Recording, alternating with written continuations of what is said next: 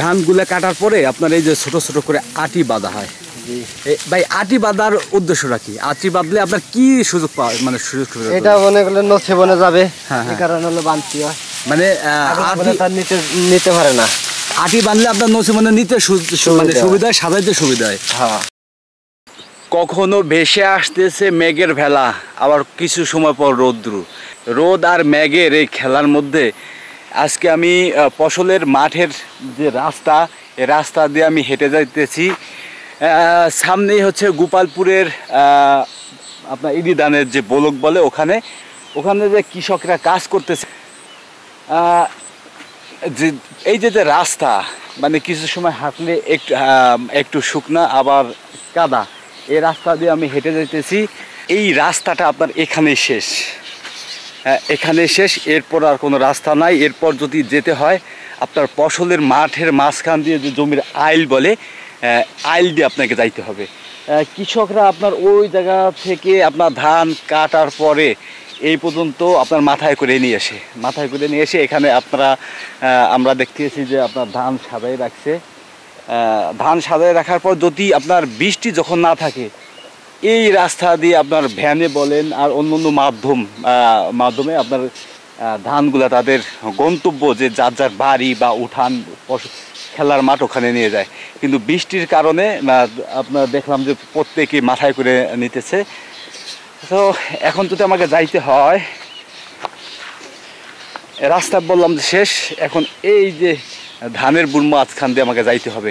তারপরও আমি যাব, যারা ধান কাটতেছে তাদের সাথে কথা বলবো, দেখি কোথায় কে কী করতেছে। আমি আজকে আপনাদের সাথে সেই জিনিসটা শেয়ার করব। ফসলের জমির আইল দিয়ে আপনার হাঁটাটা অনেকটা কষ্ট, টাফ, মানে পিছলে খাইয়া পড়ে যাওয়ার একটা সম্ভাবনা থাকে। আর এইটা হচ্ছে মেশিন, আপনার এখান থেকেই, এই মেশিনের মাধ্যমেই এখান থেকে পানি তুলে আপনার পুরোটা পাথরের জমিতে দেওয়া হয়। এই যে আপনার ড্রেন, গ্রামের ভাষায় যে ড্রেন বলে, এই ড্রেন দিয়েই যার জমিতে দেওয়া হয়। তো আমরা মেশিনটা একটু দেখানোর চেষ্টা করি। এখন বন্ধ আছে, মেশিনটা এখন বন্ধ আছে, যেহেতু আপনার ধানগুলা ঘরে মানে পেকে গেছে, তো এখন আর মেশিনের আপাতত কাজ নেই, এখন বন্ধ রাখা হয়েছে। কৃষকরা হয়তো সম্ভবত 2-1 দিনের মধ্যে আপনার মেশিনটা খুলে আপনার বাড়িতে নিয়ে যাবে। তো আমি এই পথ দিয়ে আমি হাঁটবো, হাইটে দেখি যে কাকে পাওয়া যায়, আমি তাদের সাথে একটু কথা বলবো আজকে। ফসলের মাঠের মাঝখান দিয়ে হাঁটতে হাঁটতে আমি চলে এসেছি একেবারে যেখানে আপনার ধান কাটতেছে, এখানে চলে আসছি। আমরা যদি লক্ষ্য করি, এখানে সবাই ব্যস্ত ধান কাটা নিয়ে। আমি আজকে তাদের সাথে কথা বলার চেষ্টা করব। আসসালামু আলাইকুম। ওয়ালাইকুম আসসালাম। ধান তো পাইকে একেবারে সোনালি রং ধারণ করছে।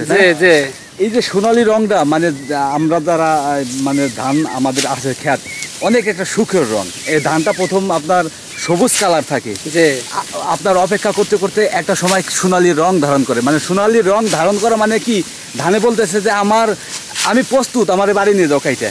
তো আপনারা কাটার সব এখন হলো ধানের সব প্রসেস শেষ, মানে কাইটে ঘরে তোলার কাজ এখন চলতেছে। তো কতটুক জমিতে ধান রোপণ করছিলেন? আমরা রোপণ করছি ধরেন এক একজনে 5-6 বিঘা করে। 5-6 বিঘা। তো কেমন ফলনটা এই বছর কেমন হয়েছে? খুব ভালো ফলন হয়েছে। কেমন যাবে? তাতে ধরেন বিঘা প্রতি ধরেন 40-50 যাবে। 40-50। খরচটা কেমন? সব মানে খরচ দিয়ে কি ধানের লাভ? তো হ্যাঁ, খরচ ইনশাল্লাহ উঠে যাবে। আচ্ছা, তার এখন তো ধান কাইটে আজকে কাটতেছেন, নেবেন কবে? আজকে নিয়ে চলে যাবো। আজকে নেবেন? আকাশে তো মেঘ নিয়ে কি চিন্তা ভাবনা, মানে মেঘের আগেই তো নিয়ে সারতে হবে। মেঘের আগেই তো নিয়ে চেষ্টা করবো। আচ্ছা, এই ধানের পরে এই যে এই জমিতে কি বুনানো হইব? এখানে খালি জমিতে হয়তো ধান বুনাবে, মানে আবার আমন ধান হবে। এরপর যে ধানটা অত পানি তেমন দিতে হইব না, পানি তো আপনার ওই মনে করেন বৃষ্টিতেই। আমন ধানে পানি দেওয়া লাগে না। দর্শক, সবাই ধান কাটতে ব্যস্ত।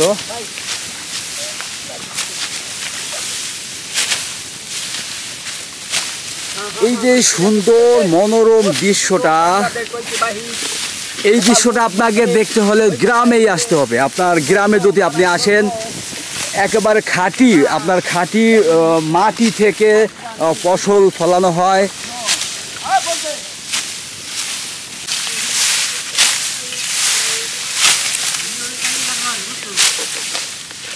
ধানগুলো কাটার পরে আপনার এই যে ছোট ছোট করে আটি বাঁধা হয়। ভাই আটি বাঁধার উদ্দেশ্যটা কি? আটি বাঁধলে আপনার কি সুযোগ পাওয়া, মানে সুযোগ সুবিধা? এটা মনে করলে নছে বনে যাবে, হ্যাঁ, এই কারণে হলো বানতি হয়। মানে আটি তার নিতে পারে না। আটি বাঁধলে আপনার নসি মানে নিতে মানে সুবিধা হয়, সাজাইতে সুবিধা হয়। হ্যাঁ, বৃষ্টি তো আপনার পথঘাট তো ভিজে গেছে, নসিমন কোন পর্যন্ত আসে? ওই রাস্তায় আছে, রাস্তা উঠাইতে হবে, রাস্তা না, পাকা রাস্তা। এইগুলা কি? এইগুলো হলো ধানের হলো খ্যাড়, ধানের খেত? ধানের গুঁড়া। এগুলোতে কি হইব? এগুলো গরুরে খাইতে হবে। গরু কয়টা আছে? গরু আছে 3টে। 3টে? ও, এখন এই খ্যাড়ে কুলাইতেছে না, এই জন্য মনে করছি কি যে যদি কতদিন যদি এইগুলো খাওয়াই গরুরে, তাহলে কয়দিন খ্যাড় আপনার বাঁচবে। প্রত্যেকটা বইতে তো খেরের অভাব নাই, গানের গরুর অভাব নাই, কিছু কাইটে রাখলে তো অনেকদিন খাইতে পারতেন। কাইটে রাখবো এরপরে, এই ধান কাটা শেষ হলে মানে এখন কাটবো। তো ধান কাটা নেই ব্যস্ত। হ্যাঁ, ধান কাটা নিয়ে ব্যস্ত, এই জন্য কয়েকদিন পর কাটবো।